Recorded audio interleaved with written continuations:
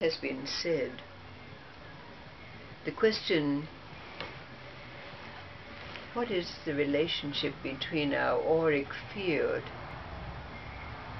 and our still place of no self? And the question, what is the relationship and how do all the laws of life work for the Dharma or the Tao or the will of God, are really synonymous. They're the same question, just put into different words. Now, there are several little stories, several that some have heard before, but together they might bring more understanding to us of these laws and how they relate.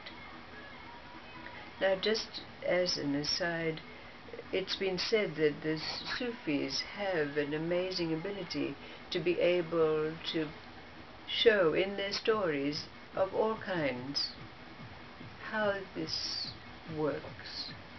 But several of the stories today are Taoist stories, and it has to be said of the Taoists that they are the masters of the ability to be able to express the relationship of all of nature. In other words, of life itself, the movement of life and all its various facets. And the first story is that old story about that young man who was very pious, very devoted, and he was also very kind. He gave alms, he assisted people. So the gods noted this and decided that they would send him a helper in the form of one of the angelic beings. But of course, it's the nature of the angelic beings that their bodies are so refined that they cannot enter into the density of our human field. So it had to take the form of a dove. And this dove would be present in Zaki's life when something good happened to him. So whenever there was a boon in Zaki's life, he would notice that there was a dove around. And he began to notice this particularly. So after a time of really recognizing that the dove and the good things that were happening to him were related, he bought some doves, kept them in the cage, and then he began to buy doves in all different forms, ceramic or wood or whatever this, have them around his house. And then he began to worship them, put up a little candle and a little altar in front of his doves and began to worship the doves. And besides that, he had shirts made with the monogram of doves on them. So of course the gods realized that they were doing Zaki a very great disservice now, because he'd totally got it all wrong. So of course they had to withdraw their angelic assistance, didn't they?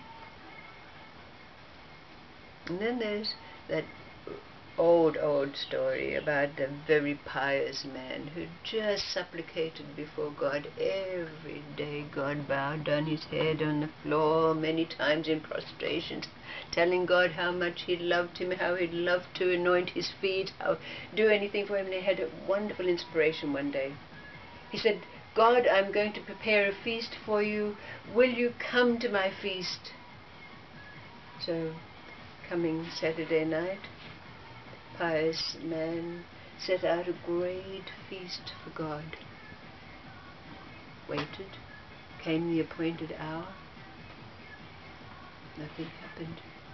And then all of a sudden, a big black dog came bounding in, jumped up on the table and started to eat all the food. So the man got a stick and beat it. Get out, yes! But no God.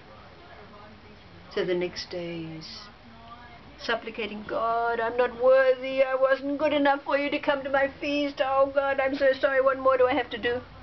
And there was a great clatter of thunder. The sky opened, and there was God.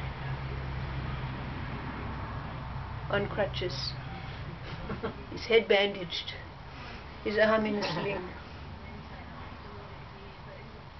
God said, I wanted to enjoy your feast, so I came as a big black dog, but you beat me and sent me away. The final story is about a merchant. He'd been on travels and he was coming back home with a sack full of silver, about 500 pieces of silver. So he came to a point in the road where there was a shady tree, and he was tired, so he got off his mule and he sat under the tree to rest. But as he sat there, a young man came down the road with a stick, dragging on the end of a stick a small dog. Now the young man sat beside the old merchant, and of course they exchanged greetings of a kind. But as they were sitting there, the dog whined piteously and pathetically, as if to say, "Free me, help me." So the merchant bought the small dog from the young man and set it free. Now, the young man noticed that the merchant's sack was very heavy. So he followed the merchant when he got onto his mule, and when they came to a deserted place, the young man beat the merchant to death, dragged him down by a stream, hid the body amongst some reeds, covering it over a little bit with sand, and then made off with a sack of silver. Now the dog had followed them, and the dog continued to follow the young man, keeping out of sight until he reached his home. And then the dog quickly ran to the courthouse, where the magistrate was just starting his day of hearings. And the dog made such a hullabaloo outside the courthouse. The magistrate, "What is that noise?" He goes out, and there is the dog whining and wailing. So the dog said, "What are you trying to tell me? Perhaps I'd better send someone with you to find out what you're about." So he sent off one of his officers, and the dog led the officer to the place by the stream where the body was hidden. So of course they recovered the body, but there was no sign of any culprit. What could they do? Well, the dog again stood outside the courthouse and whined and wailed to such a degree that the judge came out and he said, "Well, what are you trying to tell me now? Perhaps you know who it is who did it. I'll send a couple of officers with you." So the dog led the 2 police officers to the house where the young man lived, and when they arrived there, the dog attacked the young man, drawing blood from him and ripping his clothes.